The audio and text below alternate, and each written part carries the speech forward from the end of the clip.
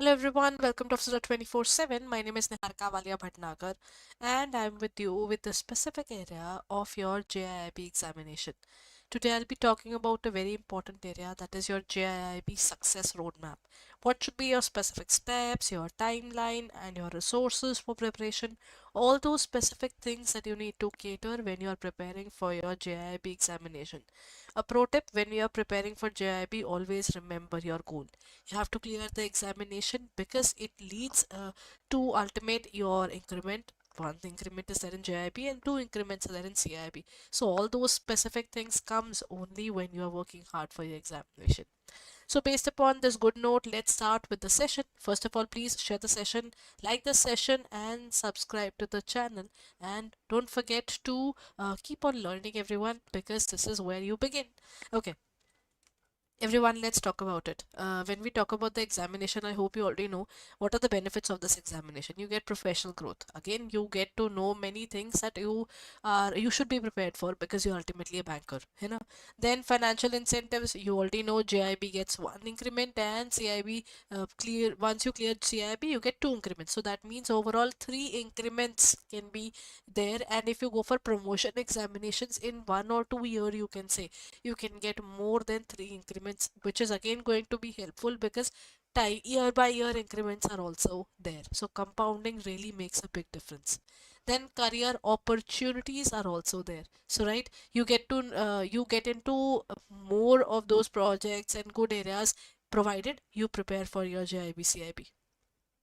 And one of the best things, IIPF itself is there in terms of recognition. So the certification really plays an important role, right? Based upon this, everyone, what is the specific format? If I talk about breaking down the JIB examination, you have around 100 MCQs. It can vary plus minus a bit because the total number of marks is 100. You can have 1 mark, you can have 2 marker questions, and you can also have 1 marker and half marker. So based upon the number of questions, I think 100 questions is not something that you will find. It might be plus minus there based upon the weightage of each question, right? In the examination, you also get case studies, you also get numerical questions. Overall, when we talk about the passing criteria, ideally it is 50 out of 100, but if you are giving just one exam, one, two, or not all of them, there are 4 subjects, but if you prepare for all of them together, then your passing will go down to 45, provided the total of all the marks obtained in all the 4 subjects is more than 50%. Matlab, if the total is 400, then you must be getting 200 marks in any case.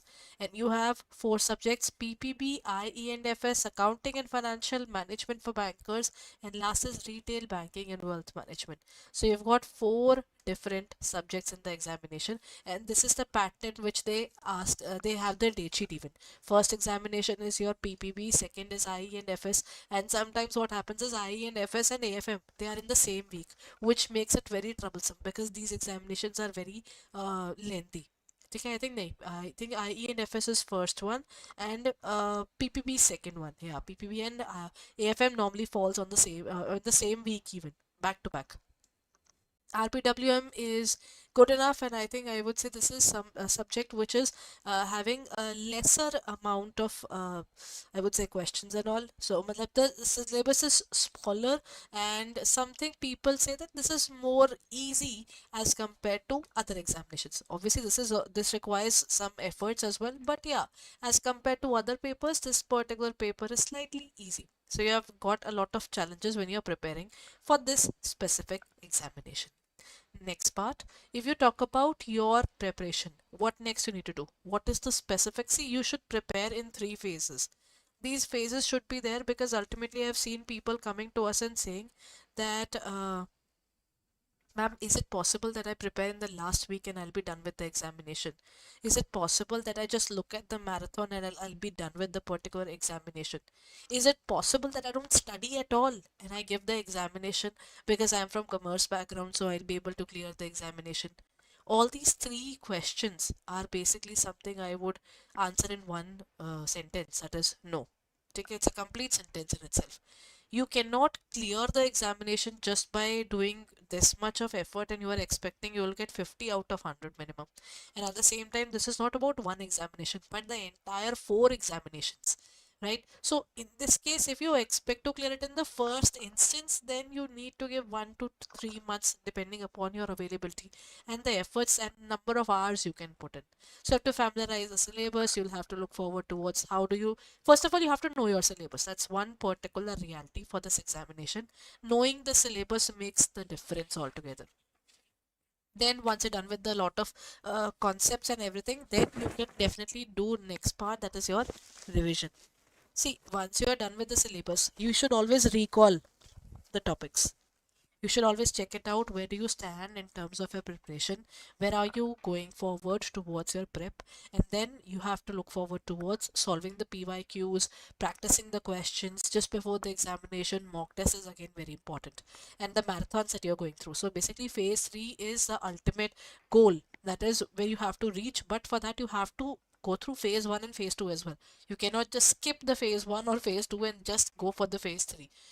It will basically restrict you only to the MCQs that you did or you practiced. The rest, everything else is still unknown to you, which makes the examination overall scary and can lead to 6 months repetition as well, which I personally feel is not worth it because time is more valuable than anything else, right? Then comes the next part is the specific examination tips that you should look forward to. Time management, as I told you, time is very valuable. It doesn't come back. So always make sure that you are, whenever you're doing the questions, for example, under 24/7 has mock testing there, you have a timer. Within this particular time, finish it off. And then topics like RBWM and AFM, they have got numerical areas and practical areas. Practical applicability of things is way more in these two examinations, right? So you should definitely do this properly, and numerical area is something you should not be scared of. If you are, then you have to keep that fear aside and you have to try every single question because examination is getting challenging. Go for regular testing. It's one of the best things. It builds up the confidence. It helps you to understand unit wise your preparation, and at the same time what is your weakness. All those things becomes way clearer. Then comes effective note making. Everyone, I think this is one particular thing that I strongly believe in, is preparing quick notes. Just before the examination, what will you read? If you are someone who reads from the book, then pick up the book and start underlining. If you're someone who doesn't prepare from the book, then what you need to do is you need to just find out the notes which you find online and which might be the compiled ones. But make sure it follows the Macmillan books. If it is not, then don't go for it. Then the next part is your essential resources. One particular thing that you can definitely look forward to is your books. See, always follow Macmillan books only. There's nothing else you can do. For online resources, we have got a lot of free classes for you as well. Not, I would say ki this is not way too much, but it covers good number of areas to at least become clear whether you want to go for under 24/7 classes or not. Then you can check out the IIBF official website. Then you can have the videos just before the examination. Check out the last week preparation that we do. Conceptual videos, we come up with all those series. Then we have tough topics, quick revisions, all those things are there. Revision, Chalisa, all those things that you can take up for your preparation, right?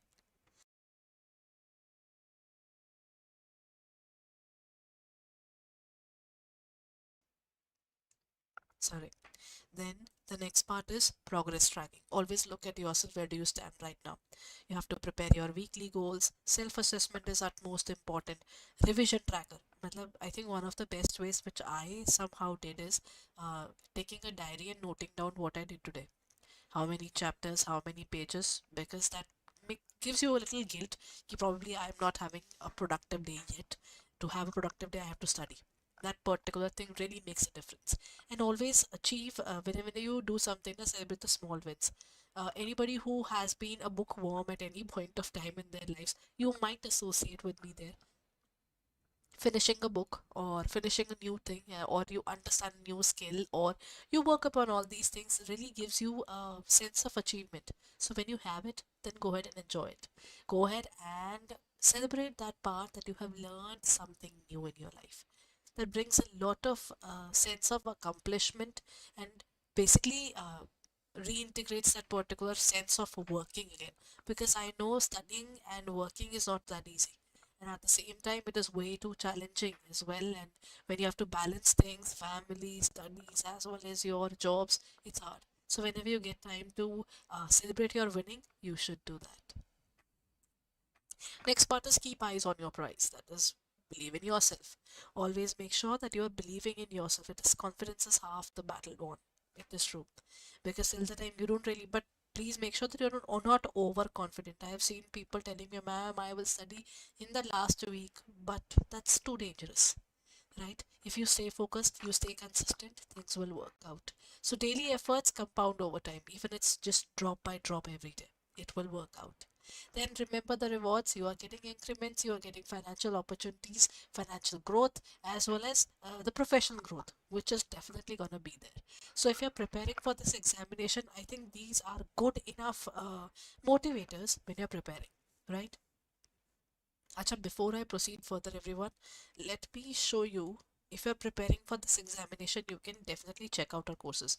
That is www.247.com. Go on to the specific website there. Go on to the area of all courses. Go on to the area of JIB and CIB. Go on to the area of JIB. Then exclusively you can take up the Mahapack. At this point of time, it's the best option.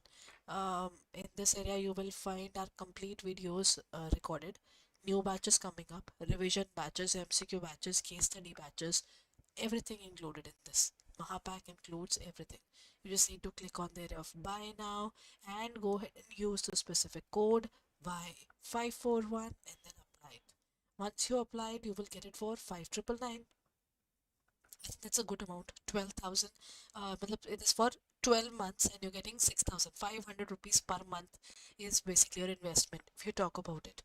So this is what you can look forward to when you're preparing for this examination. Please go ahead and check it out on our website, on our app for further details. Thank you so much for being there. I'll be meeting you in a regular sessions. Please keep on sharing these sessions and don't forget to like it. Thank you.